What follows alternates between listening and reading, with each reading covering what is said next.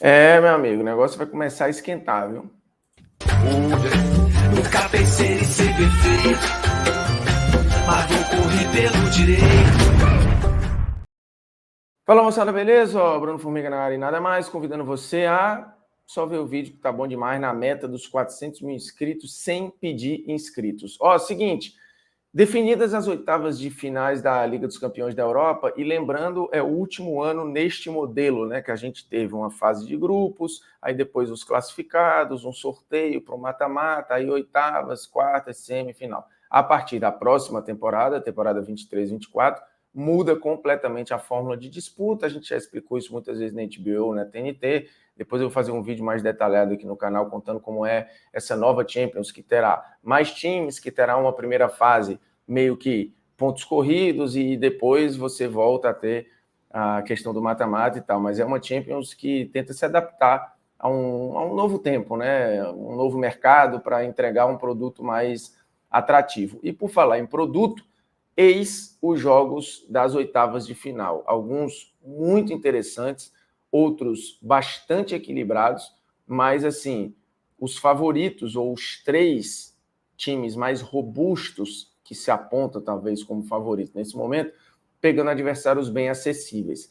E um dos, não o favorito, mas um dos postulantes ali à segunda prateleira, querendo entrar na primeira, pegando um adversário que dá um jogo bem aberto. E aí vamos lá. Porto e Arsenal, Napoli e Barcelona, PSG e Real Sociedad, Inter de Milão e Atlético de Madrid, PSV e Borussia Dortmund, Lazio e Bayern de Munique, Copenhague e Manchester City, Leipzig e Real Madrid. A galera do lado de lá, né, do lado de lá, do lado direito, decide em casa, né, que é o pessoal do pote 1. Então, Arsenal, Barcelona, Real Sociedad, Atlético, Borussia, Bayern, City, Real, todos esses decidem em casa. Porto e Arsenal é um duelo muito interessante. O Porto jogou bem a primeira fase. É verdade que perdeu os 2 jogos para o Barcelona, e até por isso no confronto direto nem foi um postulante à primeira vaga, porque ficou com a mesma quantidade de pontos, mas no critério de desempate no confronto direto perdeu para o Barcelona.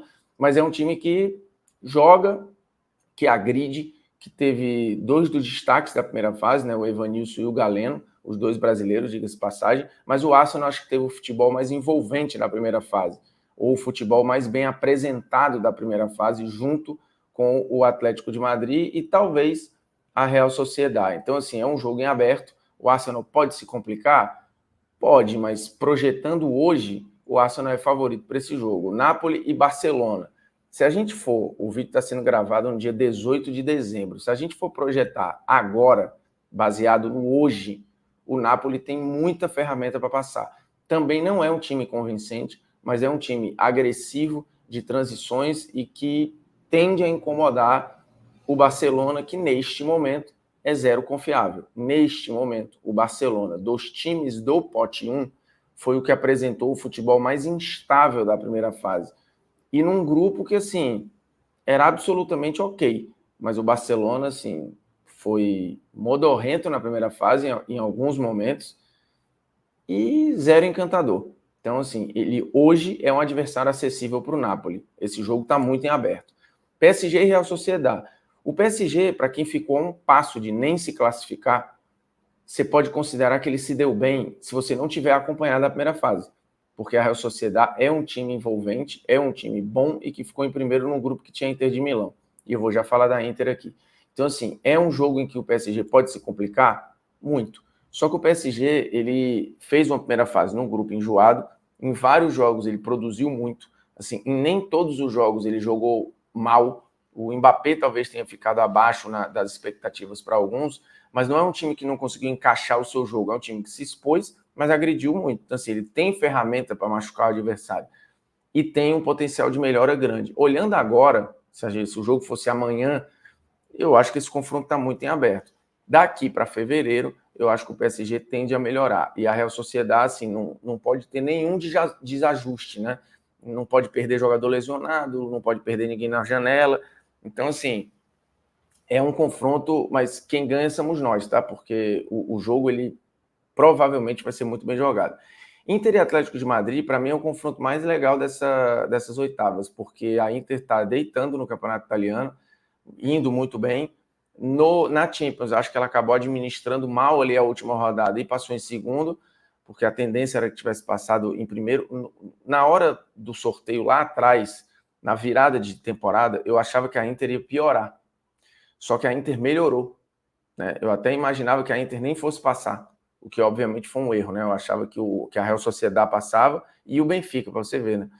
Mas a Inter eu não acreditava. Mas agora, e vendo a temporada, esse jogo ele é muito interessante, porque pega um Atlético modificado para melhor, para muito melhor, joga, envolve, tem 2 dos 4 artilheiros da primeira fase da Champions. Então, assim, esse jogo hoje está muito embicado, assim, está muito parelho. Assim como o PSV e Borussia Dortmund. É difícil fazer uma projeção, porque o PSV vive um momento melhor, mas o Borussia foi líder do grupo mais difícil. E tem momentos de pico que são muito interessantes. Então tem que ver como esse Borussia vai chegar lá, né, nas oitavas, e decidir em casa. Então eu acho que o Borussia tem uma vantagem aí, pequena, mas tem.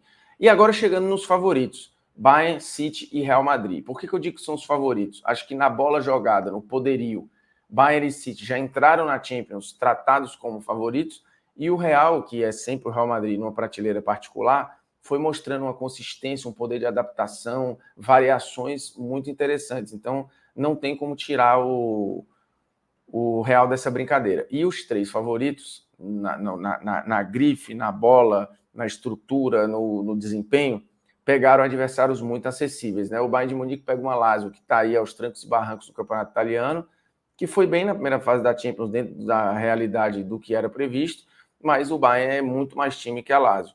City e Copenhagen, assim, o Copenhagen, ele, como diz a Giovana aqui, talvez tenha passado pela caridade do Bayern de Munique em determinado momento, que contra o Copenhagen simplesmente não jogou. E aquele pontinho foi determinante para o Copenhagen classificar. Sim, o City é muito mais time, fez uma primeira fase com o pé nas costas, né? Foi levando ali, quando se complicou em algum jogo, acelerou para empatar, para virar. Então, assim, o City é muito favorito. O Leipzig é quem tem mais ferramentas para incomodar um dos favoritos, no caso o Real Madrid. Só que este possível incomodado é o time que menos se incomoda com o zebra, que é o Real Madrid. Ele é quase que intocável, né, nesse aspecto em relação à zebra e tal. Então, o Real ele parte na frente aqui e o Leipzig tem um jogo intenso de transição e tudo, mas o Real hoje ele consegue se moldar a mais de uma forma. Então, acho que o desenho está muito claro. O que importa é que teremos oitavas bastante equilibradas e perspectivas de quartas de finais pauleira. É só esperar para ver.